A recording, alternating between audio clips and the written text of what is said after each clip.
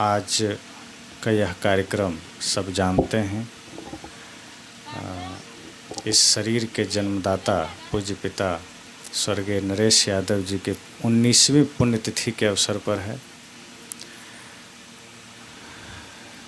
और यह 24 जून अंग्रेजी महीने के अनुसार प्रत्येक वर्ष उनके पुण्यतिथि के रूप में यहाँ मनाया जाता है।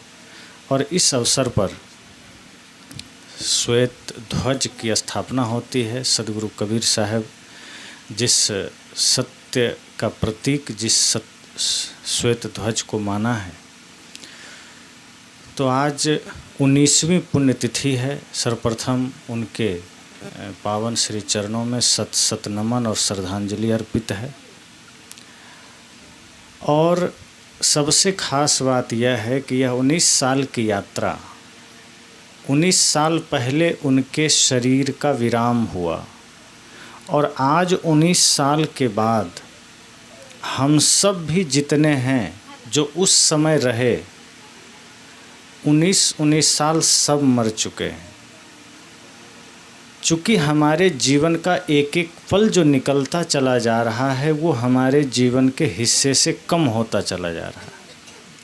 जो उनके बाद आए हैं, जितनी उम्र उनकी है वो उतना निकल चुका उनके जीवन का। ये संसार की सबसे बड़ी सच्चाई है कि हम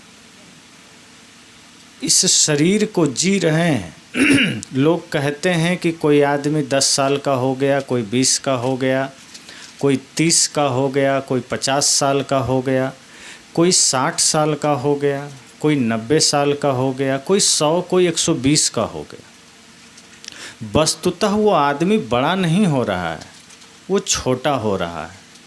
क्योंकि जैसे किसी को 100 वर्ष जीना है और वो 30 साल जी चुका, इसका मतलब है कि अब उसके 100 साल में 30 साल कम हो गए।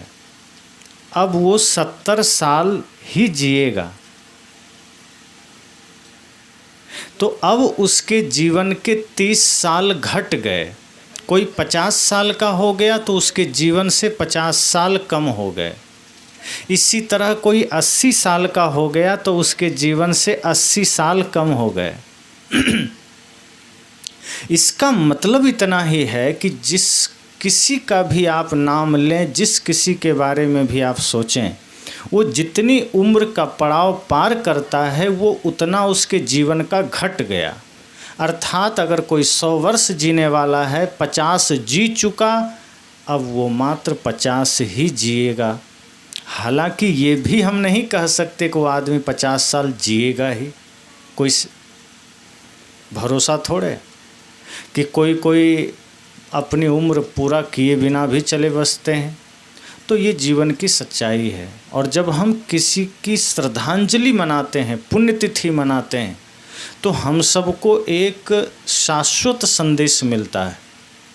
हम सबको एक शाश्वत शिक्षा मिलती है कि जिस प्रकार जिनकी श्रद्धांजलि या जिनकी पुण्यतिथि में हम आज हैं, कभी वो भी हमारे आपकी तरह इसी धरती पर थे, इसी शरीर में थे। ऐसे ही खाना पीना, कपड़े पहनना, यही व्यवहार उनका भी था।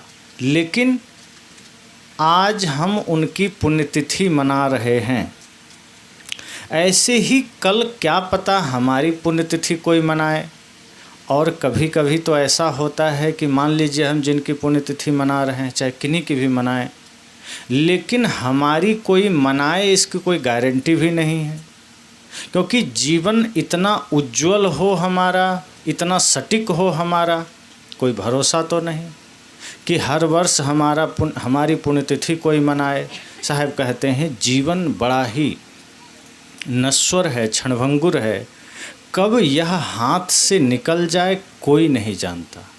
कब इससे हमें विदा होना पड़े कोई नहीं जानता।